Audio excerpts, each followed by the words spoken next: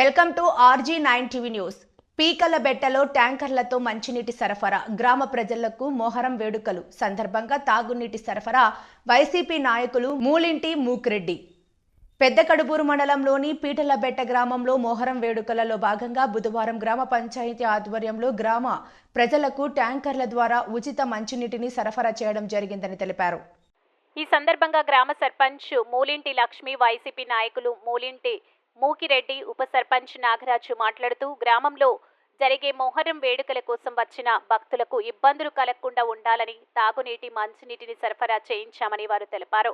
అలాగే పారిశుద్ధ్య పనులు చేయించి గ్రామ అభివృద్ధి తోడ్పడతామని, గ్రామంలో ఏమైనా సమస్యలు ఉంటే తమ దృష్టికి తీసుకురావాలని, వై బాలనాగిరెడ్డి ఎమ్మెల్యే సహచరుల ద్వారా గ్రామంలో ఉన్న సమస్యలను తీరుస్తామని అన్నారు. మా గ్రామంలో మొహరం వేడుకలు కుల మతాలకు అతీతంగా జరిగినందుకు సంతోషంగా ఉందని తెలియజేశారు. RG9 టీవీ న్యూస్ తో ఆశీర్వాదం MD.